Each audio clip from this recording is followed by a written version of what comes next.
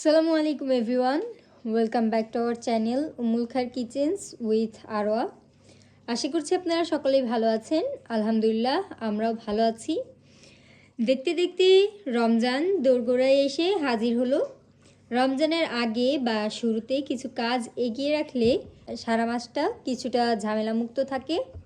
তেমনই একটা রেসিপি নিয়ে আজকে আমরা হাজির হয়েছি। রেসিপিটির নাম হচ্ছে হালিম মিক্সড ও তার পারফেক্ট মশলা। তো বন্ধুরা, চলুন আর বেশি কথা না বলে দেখে নেওয়া যাক রেসিপিটি। হালিম মিক্স বানানোর জন্য আমরা এখানে যে উপকরণ নিয়ে নিয়েছি: মুসুরের ডাল 260 গ্রাম, কলাই ডাল 250 গ্রাম, মুগ ডাল 250 গ্রাম, গম 250 গ্রাম, ভুট্টা 250 গ্রাম, বুটের ডাল 250 গ্রাম, আতপ চাল 300 গ্রাম, পোলাও চাল 500 গ্রাম।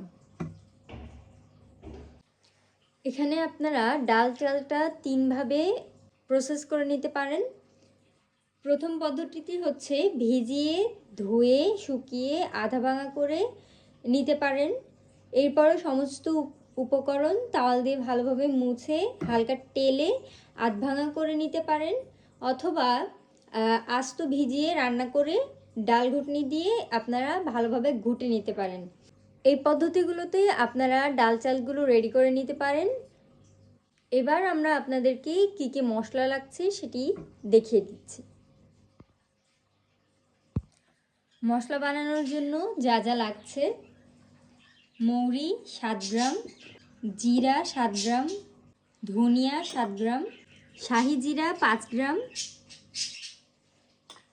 লবঙ্গ 12টা, কালো জিরা 5 গ্রাম, মেথি 5 গ্রাম, স্টার মশলা 5টি, এলাচ 7 গ্রাম, জয়ত্রী 4 গ্রাম এবং জয়ফল 2টি, কাবাব চিলি 6 গ্রাম, একাঙ্গি 6-7টি, বড় এলাচ 3টি, দারুচিনি 7 গ্রাম।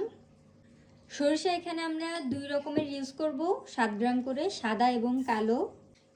খসখস দিয়ে নিচ্ছি 5 গ্রাম, শুকনা মরিচ 12টি, তেজপাতা 7 পিস, গোলাপের পাপড়ি 10 গ্রাম, সাদা এবং কালো গোলমরিচ 7 গ্রাম করে। এখানে আপনারা খসখস এবং একাঙ্গি এই দুইটা অবশ্যই দিবেন। এই দুইটা না দিলে কিন্তু হালিমের আসল ফ্লেভারটি আসবে না। এবার আমরা মশলাগুলোকে ভালোভাবে টেলে গুঁড়ো করে নিচ্ছি।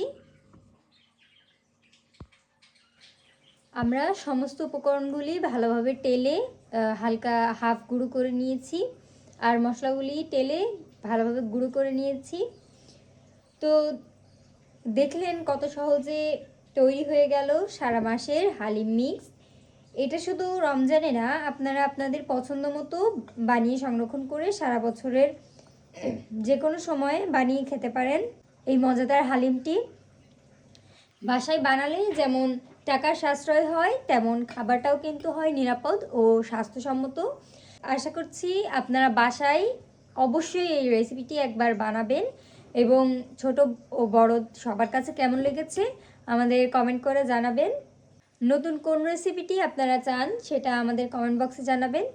আশা করছি আজকের এই ভিডিওটি আপনাদের কাছে ভালো লেগেছে। যদি ভালো লেগে থাকে তাহলে ভিডিওতে লাইক, কমেন্ট, শেয়ার করতে ভুলবেন না এবং আমাদের চ্যানেলটি সাবস্ক্রাইব করে আমাদের পাশে থাকা বেল আইকনটি বাজিয়ে দিবেন। আমাদের একটি ফেসবুক পেজ আছে, সেটাতে লাইক এবং ফলো দিয়ে আমাদের পাশেই থাকবেন। দেখা হবে নতুন কোনো একটা ভিডিওতে। সেই পর্যন্ত আপনারা ভালো থাকবেন, সুস্থ থাকবেন এবং আমাদের সাথেই থাকবেন। আল্লাহ হাফেজ।